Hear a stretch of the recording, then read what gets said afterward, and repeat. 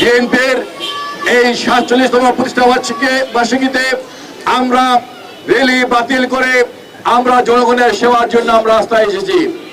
আজকে সারা বাংলাদেশে আজকে ডেঙ্গু এবং চিকনগুনিয়ার প্রভাব ফেলেছে।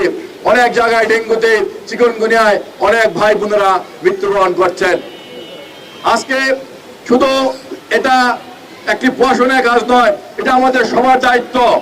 কারো বাড়ির সাথে যদি কোনো পানি 3 দিন থেকে যায় তাহলে কিন্তু সেখানে এডিস মশা জন্মগ্রহণ করে ওখান থেকে ডেঙ্গুর উৎপত্তি হয়।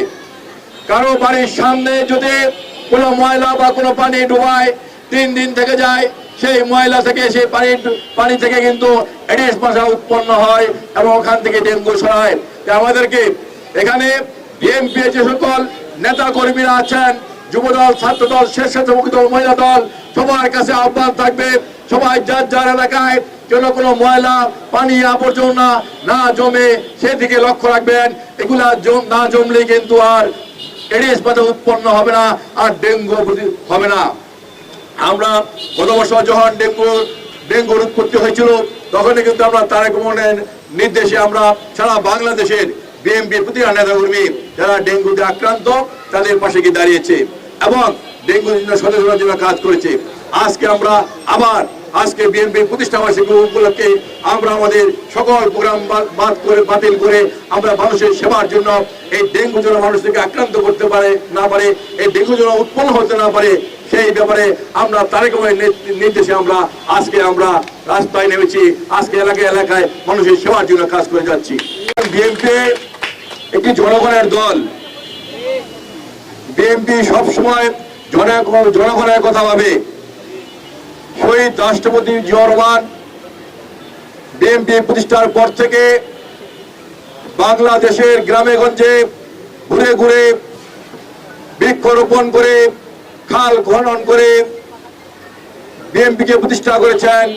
এই দেশে অগ্রগতি যাত্রাকে এগিয়ে নিয়ে গিয়েছেন। বিএনপিকে জনগণের মাঝে জনগণের অন্তরে স্থান করে দিয়েছেন।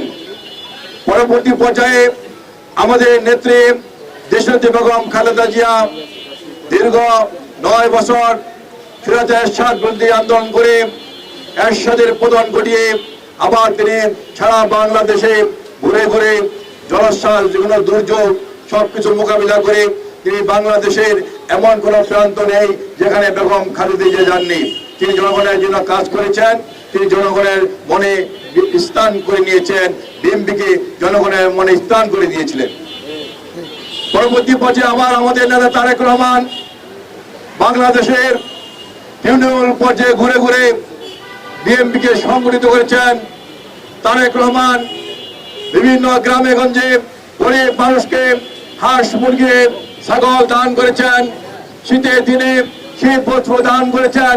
এমনি ভাবে সারা বাংলাদেশে বছরের পর বছর ঘুরে ঘুরে তারেক রহমান মানুষের হৃদয় স্থান করে নিয়েছেন।